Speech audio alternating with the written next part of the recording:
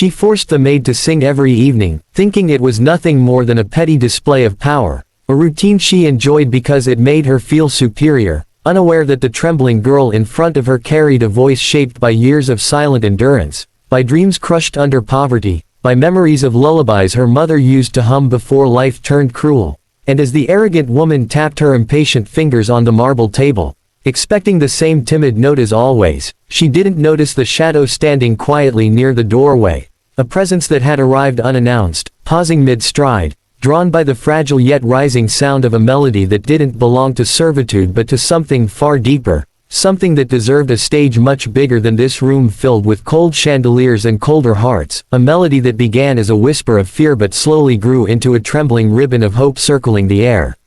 The maid kept her eyes low, her hands folded nervously, each breath a battle between obedience and the instinct to protect the last piece of dignity she had left, and yet the song pushed itself out of her like a river breaking from a narrow path, carrying along the pain she had swallowed for years, the disappointments she had accepted as fate, the loneliness that curled around her every night after long hours of scrubbing floors and washing dishes, and in that moment she forgot the woman watching her with a sharp, critical gaze, forgot the threats disguised as reminders of employment, forgot the humiliation of being told that her voice was only good for entertainment, because the music rising from her chest seemed to momentarily return her to the feeling of standing barefoot under the open sky as a child, singing to the wind without fear of mockery or punishment.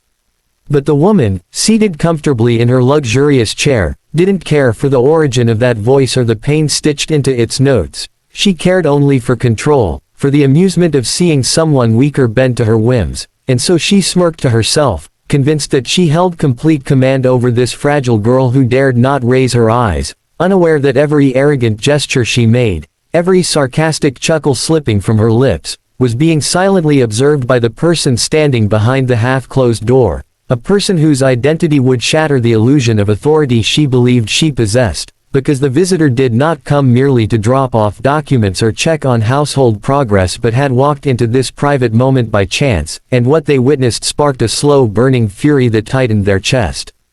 As the maid continued singing, unaware of the new audience, her voice grew steadier, shaped not by desire to impress her employer but by the sudden warmth she felt within herself, a warmth she hadn't known in years, as if the music reminded her that she was more than a uniform, more than a pair of tired hands, more than someone to be ordered around. Her voice rose, carrying a thread of defiance wrapped in softness, and though she didn't dare look up, she sensed a strange shift in the air, the kind that shakes the heart without warning, like someone silently rooting for her from the shadows, someone whose presence she didn't know but whose invisible support wrapped around her trembling spirit, giving her strength to let her true voice slip through even though she feared the consequences.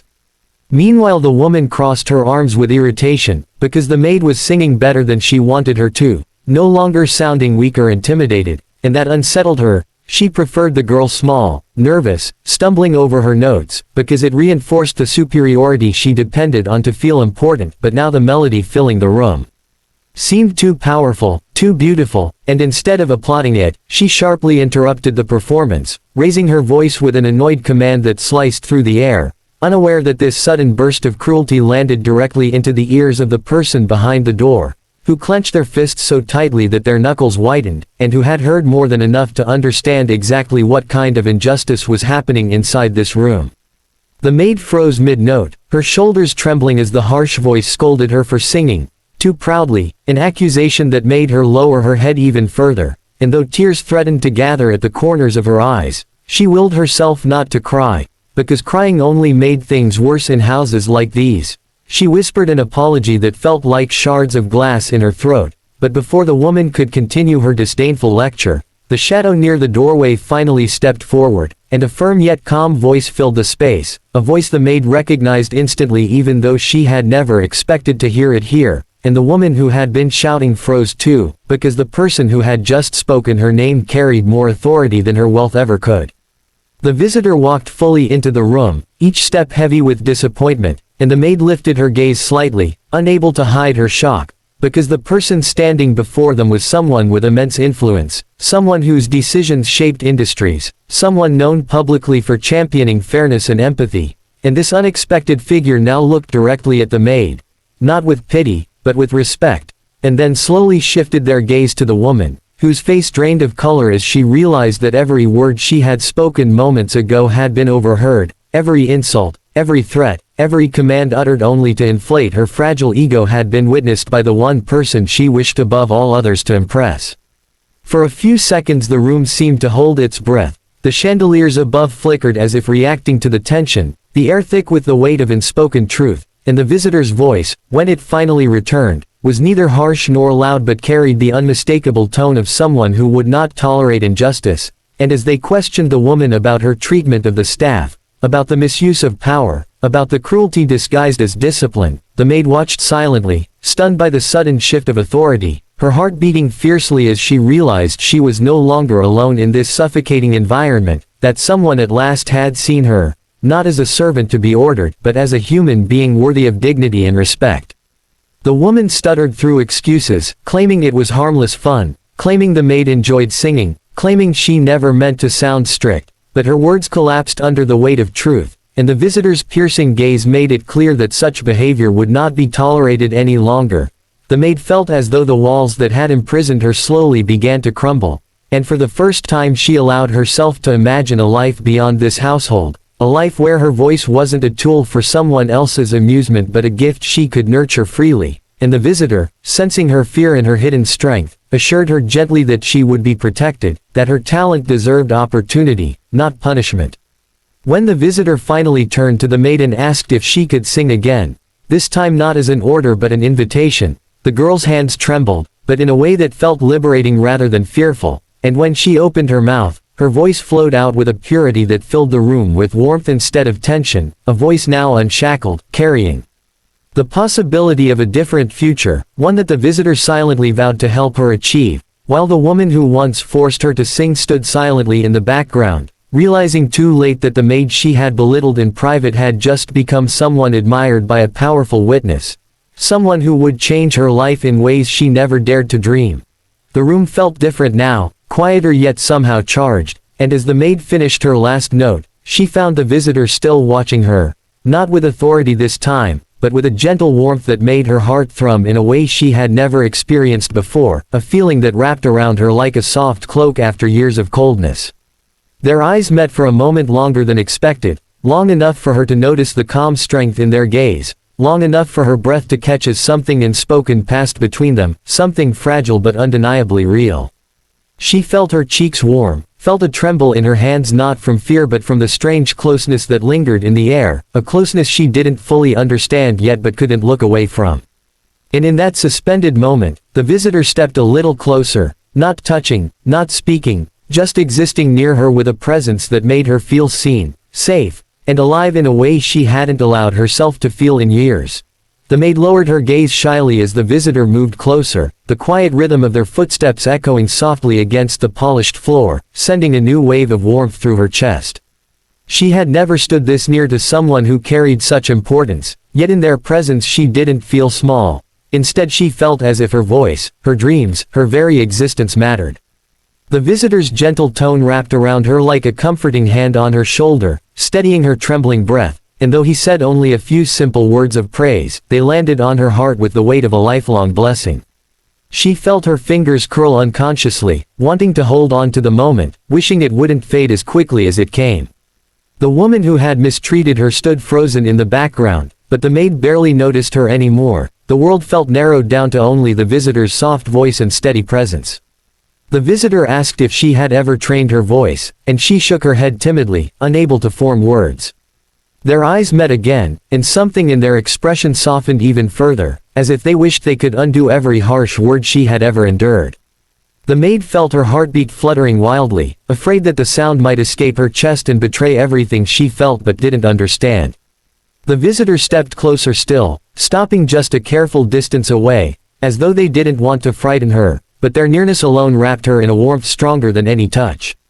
They spoke softly, telling her that she deserved more than this life of silence and fear, that a voice like hers was meant to be cherished, not commanded.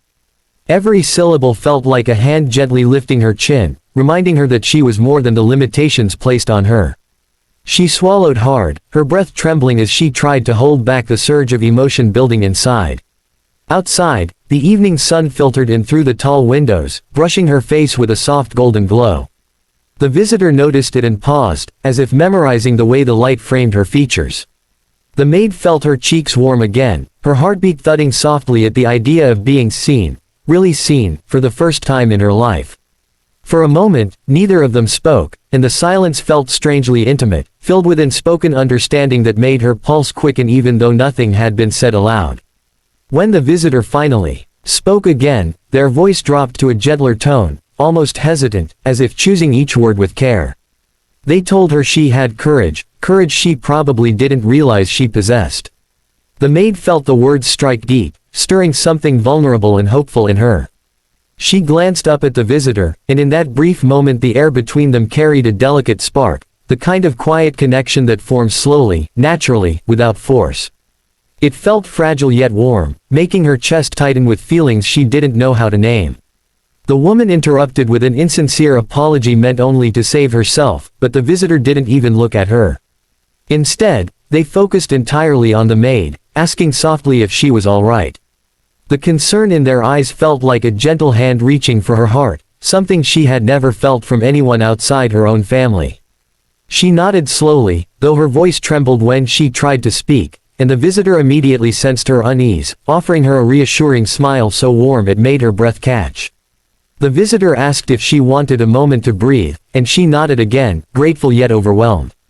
They guided her toward the window, not touching her but walking closely enough that she felt enveloped in a quiet protection. The breeze drifting in carried a faint scent of jasmine, brushing against her hair and calming the storm inside her chest. She let herself breathe deeply, sensing the visitor watching her with gentle concern, and the realization that someone cared, truly cared, made her eyes sting with emotion. As the maid stood by the window, she felt the visitor step beside her, his presence warm and steady. He didn't rush her or fill the silence with unnecessary words, he simply existed next to her in a way that made her feel safe, anchored. She dared a small glance at him, and their eyes met again, this time softer, lingering longer, filled with something tender and unspoken. The moment wrapped around them like a quiet promise, a silent assurance that today had changed something between them forever. The visitor finally asked her if she enjoyed singing, not as a command or requirement, but as a genuine question meant only for her. She hesitated, then nodded, confessing in a trembling whisper that music was the only place she ever felt free.